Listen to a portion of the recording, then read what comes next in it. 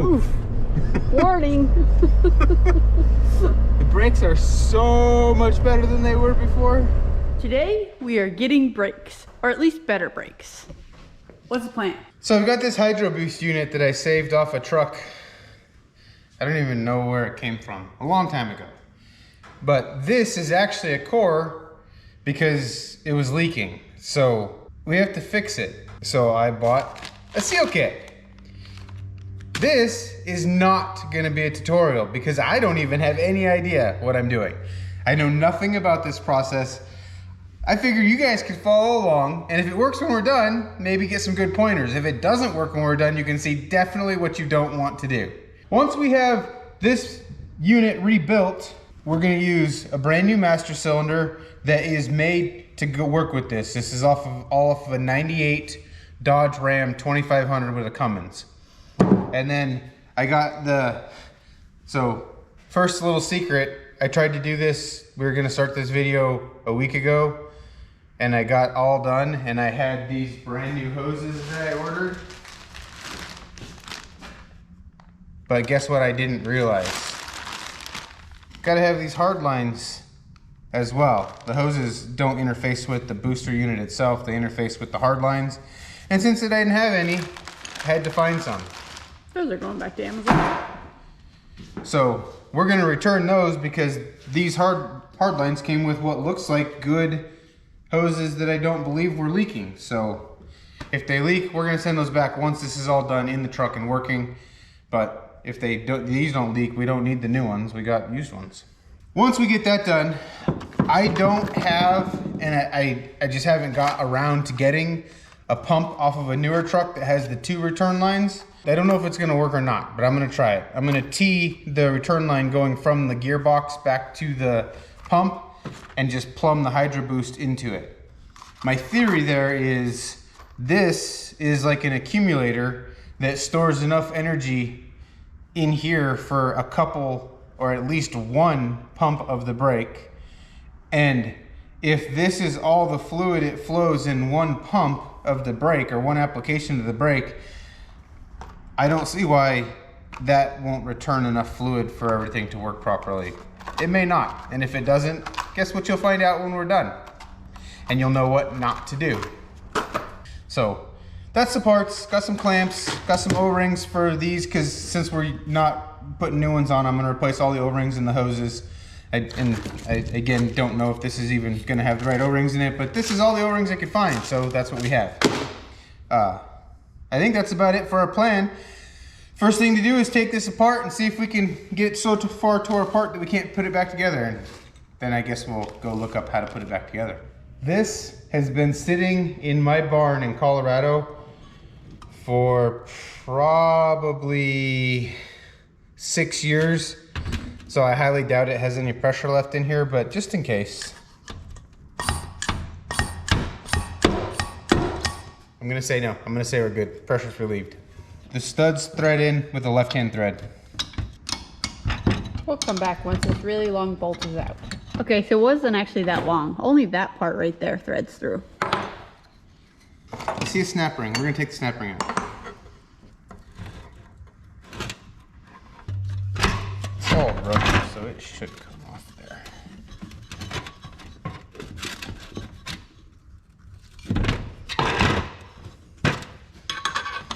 Somebody watching this video has done this before, and I'm probably doing this all wrong. Comment below and let the people who might be watching this video trying to figure out how to learn how to do this, how it should be done, what step, what order you should go in, not the way I'm doing it. Looks like this is like a nut of some kind, but we're gonna leave that on there for right now. This is a lot more straightforward than the carburetor. Oh, it's not, we're not there yet. So it looks to me like the brake pedal,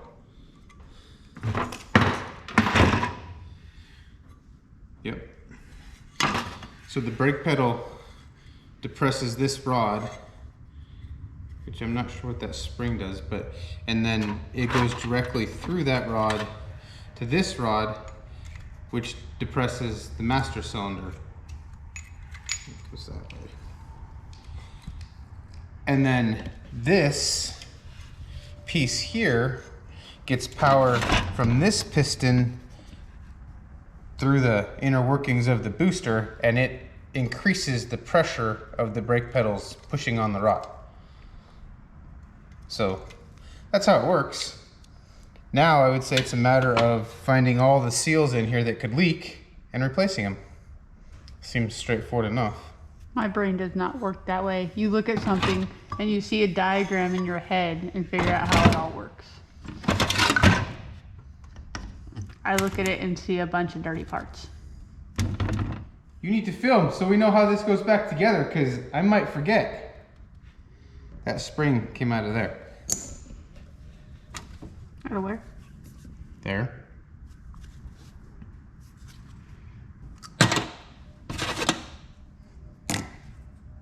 That piece came out of there. Thank you. That's the kind of support I'm looking for.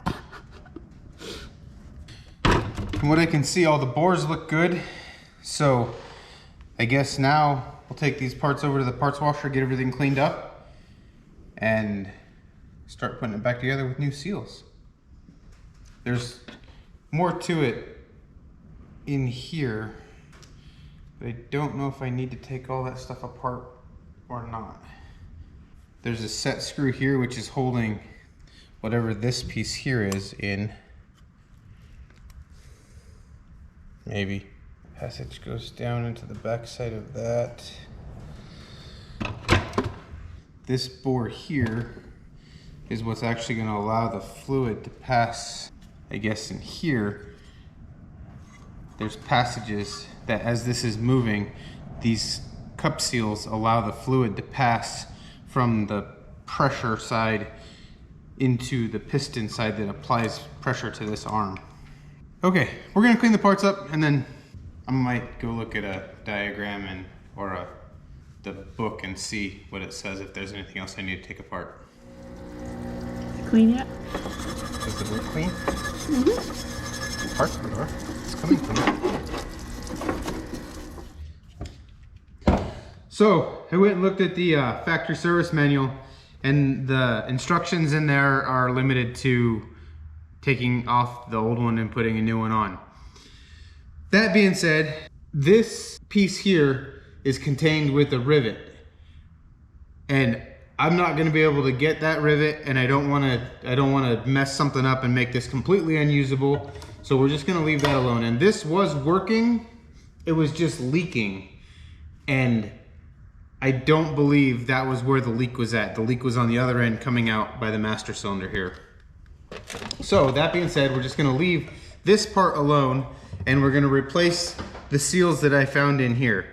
It's very hard to tell what you're getting when you order these kits. It doesn't really have a lot of description, and I really wish it would have came with some kind of instructions, but it doesn't. Imagine if you're willing to take this apart, they figure you don't need instructions, you can just do it. After mulling it over a little bit more, I decided to take the biggest O-ring that's in this kit and just stretch it on there, and it still actually feels like it's going to be a little too big. We're going to try it. Worst can happen is it'll leak, and then I'll have to take this back off and try again.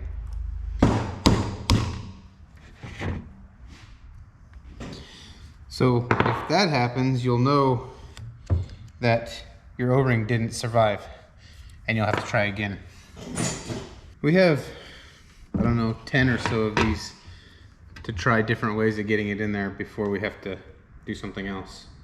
I knew the key to getting it in there without messing up the O-ring was to not film it.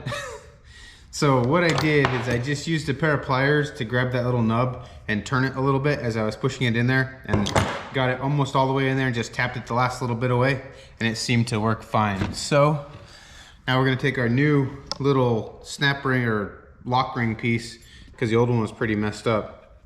So I think I have to officially recommend not taking this part apart if it's not leaking out here, especially if you don't know if your kit came with all the right parts, which obviously mine didn't. Like that.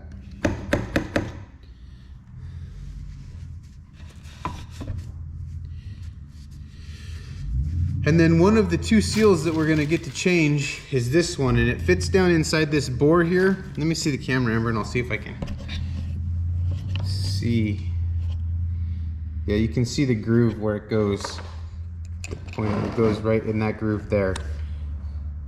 And I just used a pick to pull it out. And when I took it out, the cup was facing up, which makes sense to keep the fluid on this side of it. So I'll put the new one in the same way. Hey, wait. There's a new little figure 8 double circle looking It's a snowman seal that goes in here.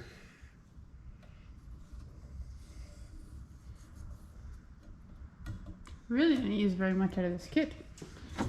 No, it wasn't very expensive. That's good.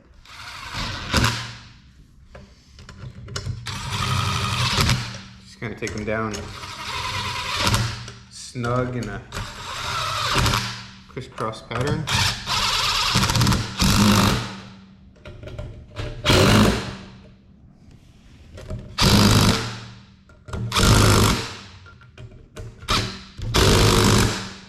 And tighten them all up. As you can see, I got this all kind of set up and ready to go. But the next step we need to do is get the old master cylinder and brake booster off the truck. And we'll go over there and I'll show you kind of what's involved with that as well as I can. So the first thing I'm gonna do is I wanna get the vacuum line off of the brake booster. And to start with, I'm gonna pull the one off that goes to the heater controls. And it just fits very tight on the end of that there. And we'll just set that kind of over there out of the way. Next, we'll pull the main one off that goes down to the vacuum pump.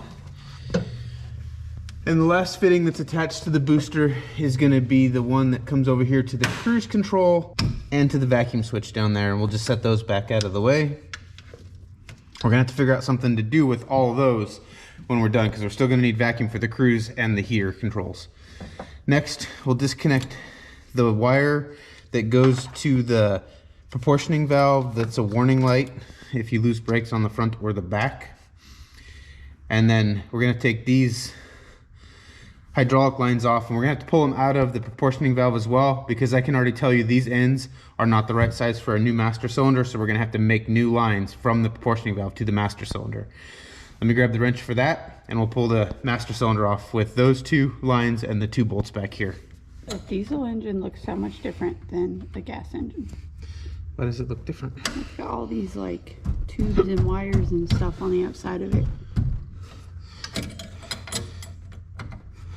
Okay, so it has less wires. Is it inline or is it V? It's an inline 6-cylinder, like what was in the Jeep.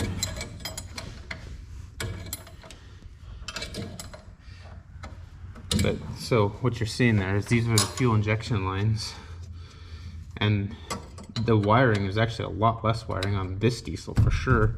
What about like all this stuff on the side down here? That's all for the fuel pump, so that takes the place of the carburetor more or less, and also the distributor and the spark plug wires. That does that by itself, kind of does the job of the ignition and the fuel system. On a gas engine, it sets the timing, and all that is handled inside that fuel injection pump. Looks like there's a lot more stuff to take off before you get to the actual engine compared to a gas engine. I don't know that it's more, it's just different. Yeah. Are you gonna reuse the like line to put different ends on it, or?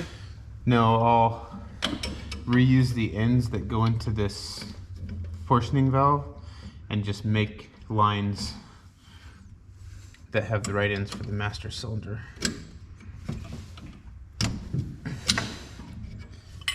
Is there gonna be room for that whole contraption in here?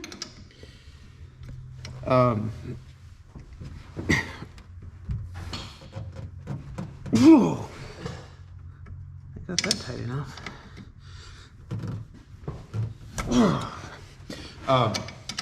So right now, there's going to be about a 1/4 inch of clearance between this intake pipe and that. So to answer your question, yes, there should be enough room. Just once you have your bolts out, the only thing left holding this in is going to be this bracket that's on the actual master cylinder mount bolts. Okay, we'll save this because this was brand new. I just replaced this about, I guess, a year ago, so it's not brand new, but it's almost new. All right, so now we need to pull the booster off, and it comes off from the inside. You reach up in here, there is a little clip that holds the rod on the brakes. As you can see, your brake rod slides in there and gets stuck behind this little edge here. You just lift that edge up and pull this off that way. So you pull on this part, and that's what's actually sitting against the part on the brake pedal. The last thing you have to do to get the brake booster off is there's 4 bolts that come through the firewall. And then you just come around here on the outside. That's so nice.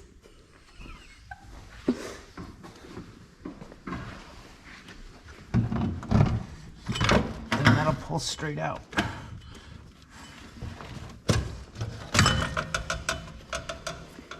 Okay, let's see how everything's gonna line up. So we have an overall length of 16 inches, 15 and a half, or 15 and a half inches. If we leave this all together, we have an overall length of 18 inches. From the firewall to the pin, we have 6 5/8. From the firewall to the pin, we have 6 3/4. So if we add a 1/4 inch plate behind here to space everything out, we'll be just 1/8 of an inch shorter. That's kind of the plan at this point, but I don't know. So the bolt pattern is 5 inches by 2 5/8.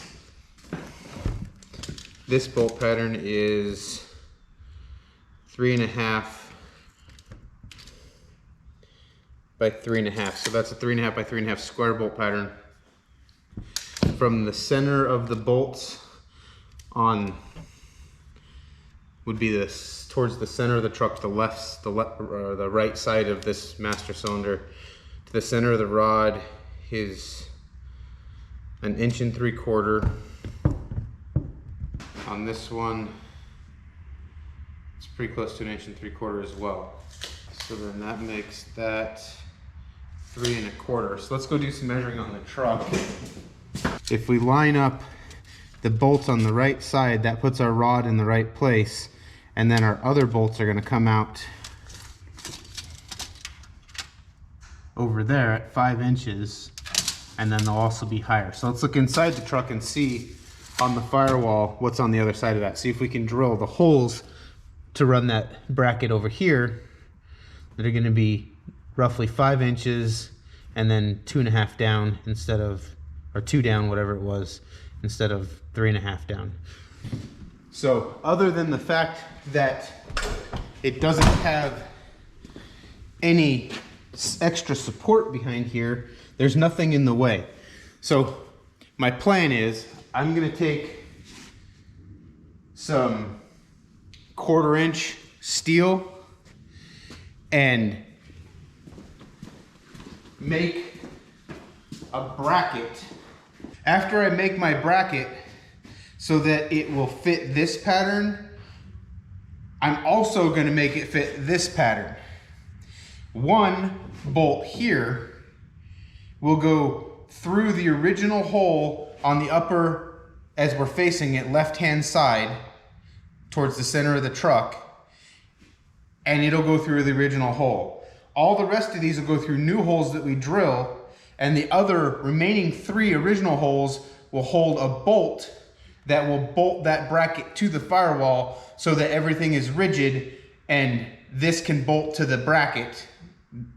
so that it's all rigid, so that when you press the brakes, this doesn't flex the firewall. That's the plan. See what happens. Hey, didn't you say something about brake fluid being flammable? Fire extinguisher is right there.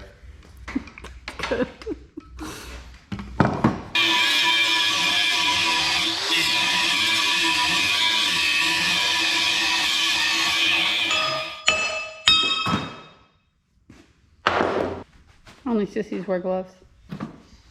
Or people who deal with hot stuff, you want to touch it?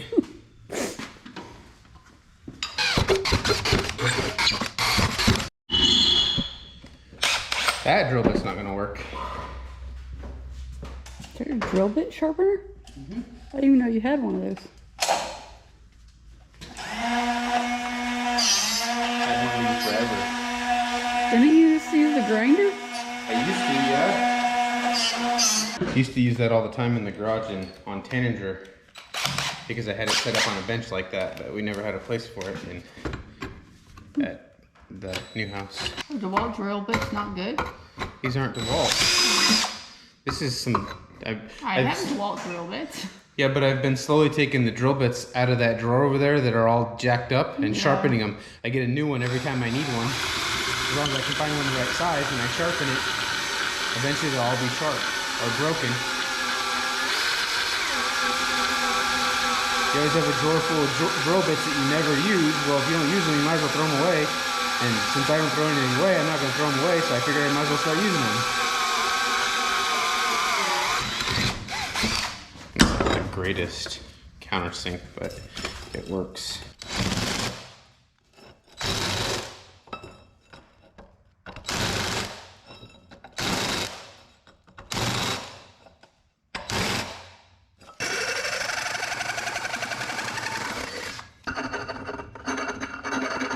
Okay, so that's what we have. This small bolt pattern is the original master cylinder. Actually goes like that. The new bolt pattern is these two bolts over here. Actually, I measured this one, but I didn't, until I was laying this out, realize this side here, the bolt spacing is exactly the same as the other one.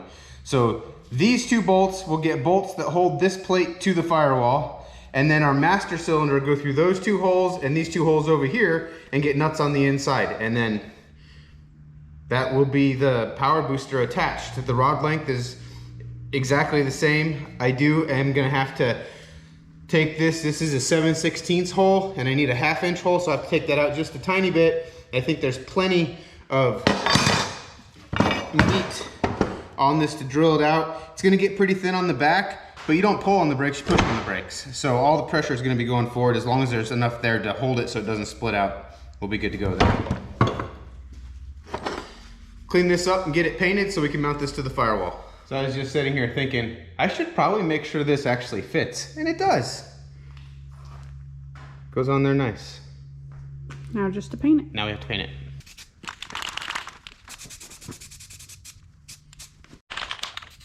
This stuff sprays awesome. We're going for that textured finish. This paint is from 1982. Vintage. It's older than I am. So what we're gonna do is we're gonna take a punch and we're gonna use it to line up that hole. And then we're gonna take another punch. We're gonna use it to line up maybe that hole. Now with those two holes lined up, we can put our two bolts in.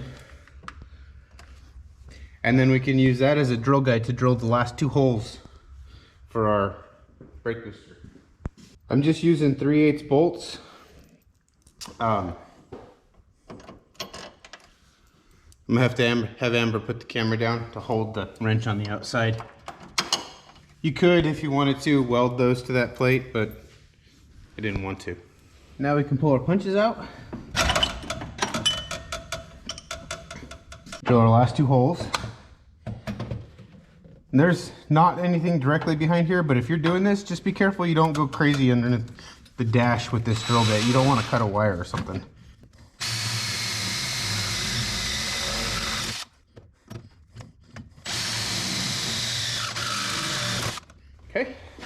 we're gonna go ahead and just make sure.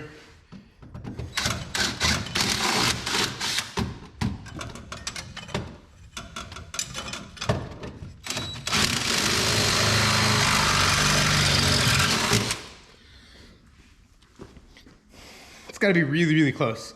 Not exactly. Last thing we have to do before we put this in is drill this hole out. This being the only modification we had to make to a completely stock parts, I like that. That way, if this ever goes out, if we had modified the rod and changed everything around, which you can do, you can make a bracket that bolts on here, and then you make a short rod, and all that works. But then if we're gonna pull the extra parts and whatever other race cars and stuff we get into around the country in this thing, we break down somewhere and we've got all that modified, it's not easily to just get parts and fix it. This way, we're gonna have a drill with us if we got extra parts with us. No more than just drilling this out and any rebuilt brake booster off of a late 90s, early 2000s Dodge pickup will bolt right in here.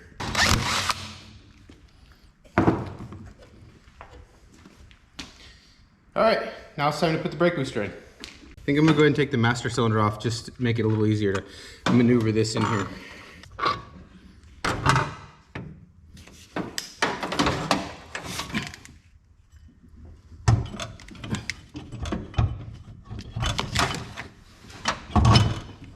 Well, the first thing I see is our bracket for our portioning valve is not gonna be lined up anymore. Let me see. I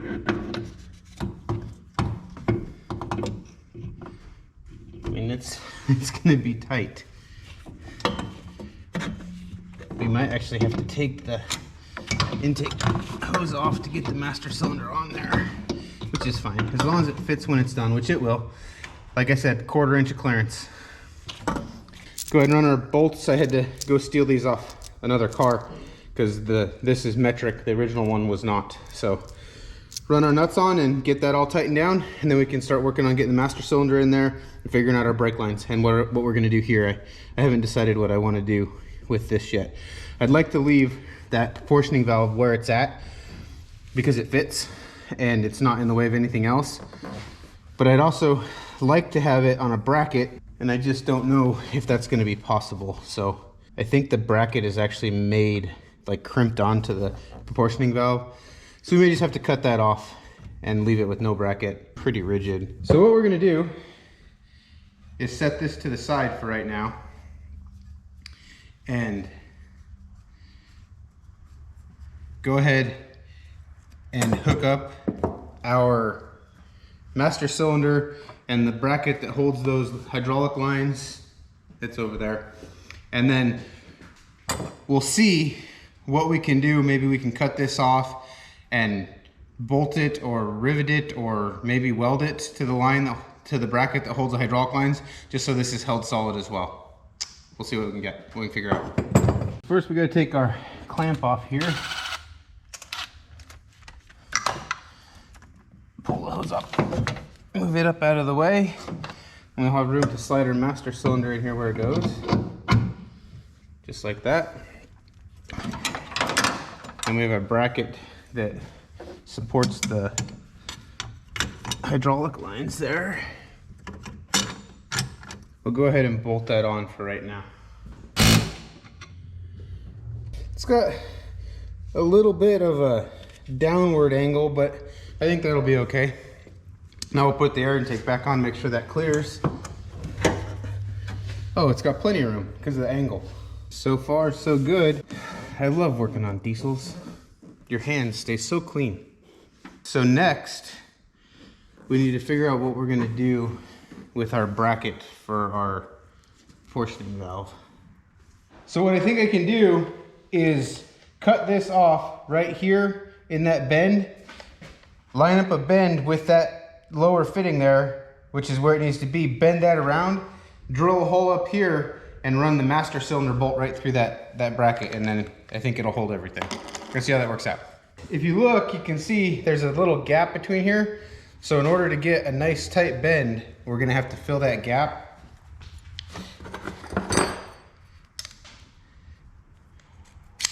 Our wrench for our grinder seems to do a pretty good job.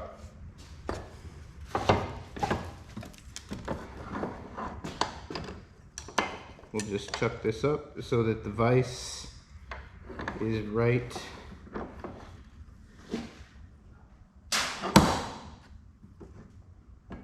about where we want our bend.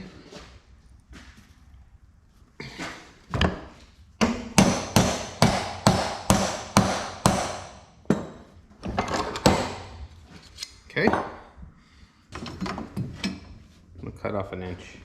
The only thing I don't like about this is we're gonna have to be very careful. In fact, I don't think we're gonna do that. I think we might have to. So what I'm worried about is these lines. I don't want to have a bubble here for air to get caught in. So I need them to go so that it goes down from the master cylinder to these lines. So I think the only way we're gonna be able to manage that is to actually weld this bracket to that bracket. Slight change of plans. I'm gonna bolt this onto the bolt that comes out of the adapter here because it's about an inch lower than that one. That gets this completely out of the way, gets us a nice fall from the master cylinder down to the proportioning valve, so any air that might be in that line will come back up and get into the tank. I think that's gonna work the best. And then we have a couple washers in there to shim that out so that this still tightens up flat. There's enough space here when the master cylinder's on here, that bolt won't interfere with our other bracket. Or that nut, I mean. I think that's gonna work. We're gonna go ahead, while everything's still loose, we're gonna go ahead and start the lines into this portioning valve because it'll be way easier right now. Now we just need to get our line in here to there, and then we're gonna hook up the power steering lines. So it's important to know and make sure you have the right flare when you're mixing and matching brake lines. For instance, this master cylinder takes a flare that is bubbled out like that one, and I believe that's called a bubble flare, and it's metric thread. And our proportioning valve takes a regular double flare, and it is standard thread, I believe. I don't know. I'm using the old lines, so it won't matter, but just make sure that you know what flare style, and you can tell by looking in there, if it's got a taper that is inset, it's a bubble flare. If it's got, the threads go down and then it's got a bubble out, then it's a regular double flare. And that's how I tell the difference. How are you gonna connect that to that? Bubble gum. Might work. I'm gonna take the old line, or the new line that has the right flare for a master cylinder. I'm gonna put this on here, and then I'm gonna flare this for this fitting. Barely have enough. So this is kind of hard to turn. I'm gonna get a little oil and put on it. Remember, this is aluminum against steel, so you really want to make sure you have these fully started before you put a wrench on them. Okay. I'm not going to tighten any of that up because we still need to bench bleed this master cylinder before we hook all these lines up. I just want to get them all ran. All right, there's our brake line for the rear brakes.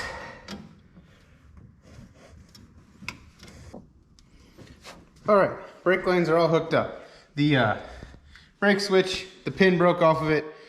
Doesn't really work anyway. The emergency brake switch is broke, so the brake light's on all the time. So if I can find one of those, I'll replace it. If not, I'm not too concerned about it. If the pedal starts going to the floor, I'm gonna know why. I'm not gonna need the light to turn on in the dash to tell me that it happened. So now we just need to get some brake fluid in here and get the master cylinder bench bled, and then we'll hook the lines up, figure out our power steering lines, then we can bleed the brakes, and this thing is done, finally.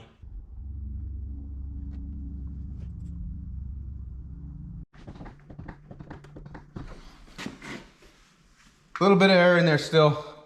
We'll deal with that once we get the power steering lines hooked up. So the first thing I'm gonna do is disconnect the return line And that should drain the reservoir. When I use my right hand, I'm capable of moving the clamp. When I use my left hand, I can see it, so a little bit of challenge there.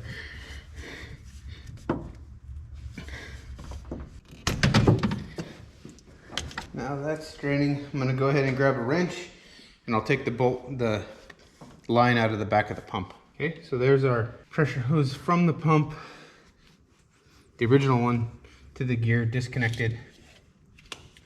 Now we need to run our one from the pump to the HydroBoost. And it's gonna need to go down. Something like that. You know what we need to do to this truck? Make a quick disconnect front end like the other truck.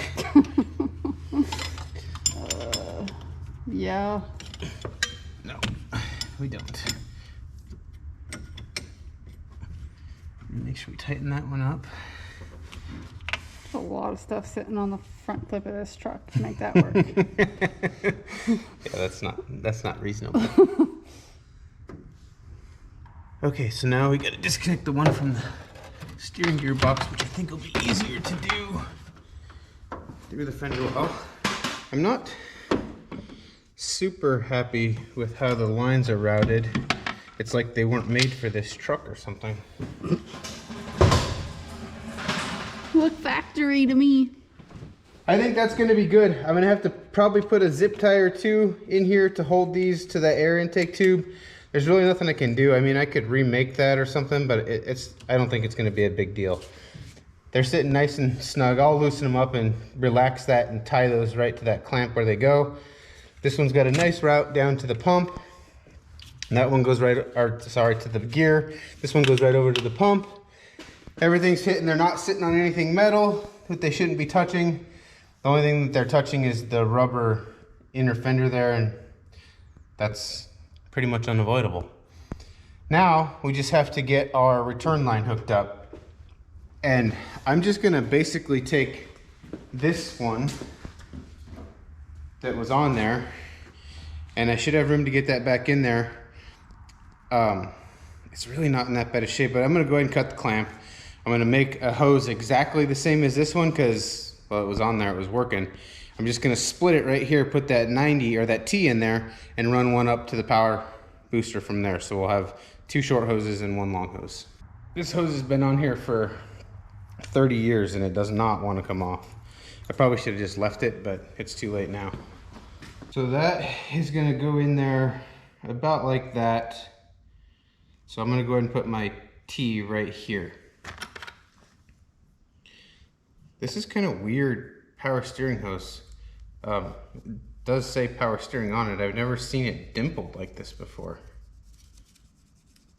It's kind of weird. Okay, so then there's, I'm expecting the majority of the flow on this system to be from the steering gear back to the pump. So I'm gonna run it on the straight side of the T, and then the perpendicular side of the T I will run to the brake booster. There's a return hose made, but not trimmed to length. We'll go ahead and go put this on. Take one extra clamp with us. So we'll just feed that back down through the, where's it? No, there it is. Through the little hole that's made into the plastic or the rubber fender liner piece. All right, come over here, I'll show you. I mean, the lines fit really well. That other line coming from the brake booster wraps right around, leaves plenty of room to get your return line on there. And I don't know if you're gonna be able to see it, but right over there on the back of the return line, there's a bracket that has a screw in it. Originally, the pressure line had the screw in it as well, but our new one doesn't have the provision for that, so I'll just put the screw back in through the return line only. Now it's time to go to the top, hook our return line to the pump and to the HydroBoost. Top this off with power steering fluid and see if everything works. So much extra stuff under the hood of this truck and start to run out of room for all of it. I guess we don't really have that much extra stuff. Okay, I didn't need 6 feet of power steering return line. We'll put this in our hose drawer so we have it for next time. I actually probably should have left that just a little bit longer. Oh, what I was thinking. This is one of those, I cut it twice and it's still too short situations. I actually thought I was leaving it about 3 inches or 4 inches longer than, a little bit longer than I needed it. And it's about 4 or 5 inches too short. So I need it would work, I just don't like the way it's mounted. Punch myself in the face. Okay. I was actually just cutting the other piece. Even though this one was clamped on there, I cut this one and accidentally clamped this one on there. Okay, I've decided officially this is a temporary solution. Hopefully I don't just forget about that I want to get the right power steering reservoir for this. So you don't have to even change the pump. You can just change the reservoir on the back of the pump and then you can get that double return line. Even if this works okay, the hose routing would be a whole lot easier if I could run both of them to the back of the pump and not have to put this T in. So this is, like I said, gonna be a temporary solution. Because I just don't like, I guess I could move the T over there, but it's still not gonna be optimum. So I'll just have to keep my eye out for a 98 or newer Dodge 250 power steering pump. Let me grab some zip ties and then we'll pick up all of our tools and fill this up with power steering fluid, fire it up and see if everything works or if it leaks or what. Brake fluid's full, power steering fluid is full. All of our hoses are hooked up and tightened up. Now I guess we fire it up, see if anything leaks.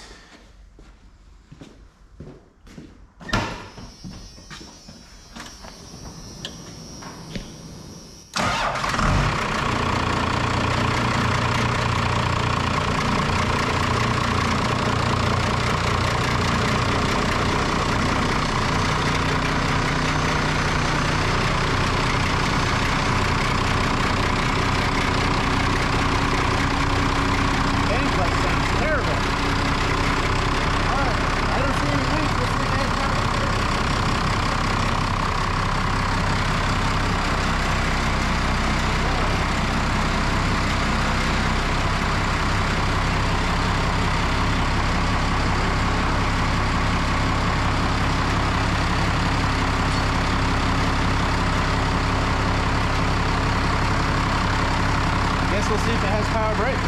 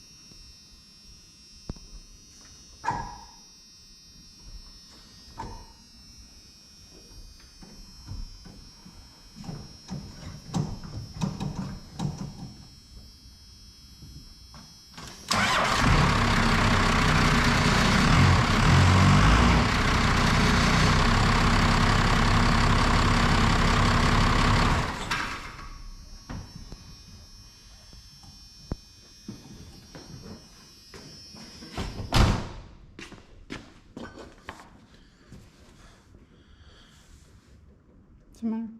Something's not happy in our power booster. The brakes are locked to the floor. Take it that's why the brake lights were on the whole time? Were they on even when I first started it? I think so, yeah. I could hear you lifting up and they were still on. Yeah, the brake light switch might need to be reset, but something isn't right inside the brake booster. Like we didn't put it back together right? Or one of the seals that we didn't take it apart to change is bad. So I found what the problem is. This rod is not fully releasing. Now if I go in here and I pick up on the brake pedal, it comes back a little bit further, but it's still not all the way back. So something is not kosher in our HydroBoost unit. What I'm gonna do now is pull it off, make a mess, get power steering fluid everywhere, which is awesome. And then I'm gonna pull it apart on the bench. There was those two seals on the main shaft, which are the ones that direct the flow of fluid to cause it to boost. And we didn't change those because I didn't want to take that. I didn't want to have to take, like, you have to bend stuff and drill stuff to get those out. And as far as I knew, this was working, but again, that was 7 years ago. So I'm gonna go ahead, pull it off, blow it apart, see if I can find a problem. If I find the problem, I'll let you guys know. If I can't find a problem, I might just order a reman one and put that on there, because I don't know anything about them, like I said, and the fabrication is done. So that I know how to do. Rebuilding HydroBoost units is not my forte. So I'm gonna see if I can get it figured out. If not, I'll just buy a reman one. Well, that was intelligent. So I had the idea to, when I took this return line off, this was dry in here. Well, I had the bright idea to start the truck and see if it would leak fluid out of here when I played with the brakes. What I didn't think about was the fact that all the power steering fluid, instead of returning to the pump, was going to return to the fender well. Now we have a huge mess. But the problem is, there's no fluid getting out of here. It's no hose on there. This drip is as much as it was doing even when I was pumping on the brakes. So something is not right with the return system. So I'm going to go ahead and pull that back off, blow it apart, take it as far apart as I can get it, even if I have to bend, drill, and break stuff, and see if I can figure out what the problem is. And then if I can get it back together, I'll put it back on. If I can't get it back together, I'll order a replacement one. Either way, we're getting brakes. Well, I guess second try is a charm. I put it back, took it apart, and put it back together exactly the same way it was. That zip tie is no good. Exactly the same way it was when I took it apart, and now everything's working. It felt like maybe the piston or the actuator for the actual HydroBoost itself was stuck, but it's working now. So I'm gonna finish putting these zip ties on, close the hood, open the garage door, and we're gonna go for a drive and see how the brakes work.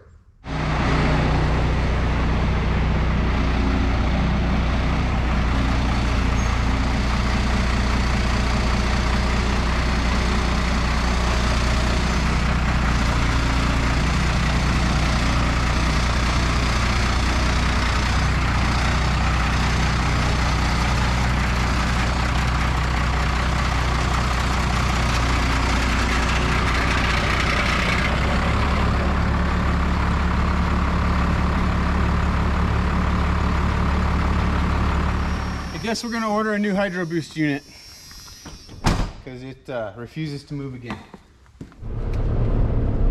We got a new to us brake booster.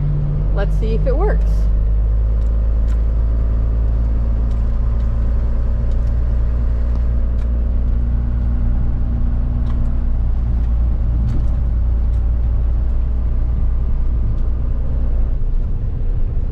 Whoa. Oof. Warning. The brakes are so much better than they were before.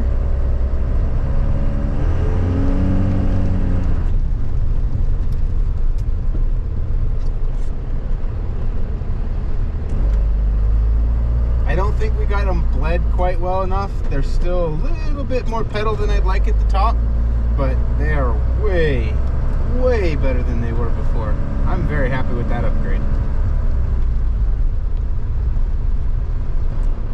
They seem to be releasing good, so I'm going to say the return line was okay the way I did it. I don't know what I did wrong when I rebuilt that booster, but I did something wrong, so definitely don't follow those directions, or it wasn't really directions. Don't do what I did, because it didn't work. But the conversion itself did. Yes, the conversion went well. Everything fits nice. I was able to go get a used brake booster off of a 2001, and it bolted right on. The only thing I had to do is I had to drill out the push rod for the 1/2-inch pin on the brake pedal. Other than that, it bolted right in like it was made for this truck. So that's what I wanted. I wanted interchangeability so that if I ever had to do something with this system on the road somewhere, I didn't have to get a welder and a grinder and fabricate something on the road. It's easy to drill out a hole. It's not easy to fabricate a bracket or fabricate a new push rod or something because you fabricated it at home. And I always try to think of that stuff, especially on things that are going to be going other places, because you don't always have all of your tools available to you. And if you make something custom like that, it's one-off and custom, and you have to either duplicate it or rebuild it. And we all saw how rebuilding a brake booster went for me the last time I tried it. So I like the fact that an off-the-shelf part will fit on this truck with just a slight modification with tools you could buy at Walmart for $5. Not really 5, probably 25, but you get the point. I'm happy with it. I would definitely do it again, and I can tell you that if I have, or when I have more of these trucks, they will all be getting HydroBoost because it's super easy to install. The T seems to be working out fine. The power steering is fine. The brakes are good. The brakes release quickly. So I think unless something goes awry down the road, that system is going to work out just fine with just putting the T in the return rather than running the dual return power steering reservoir. I think we're going to call this a video here. If you like this old truck and you want to see what else we do to it, subscribe, because we've got not a ton of plans, but we have some plans for this truck. And we've got a gas version of the same body style truck, and I have ambitions to build more of these. So subscribe if you like these trucks. See you soon.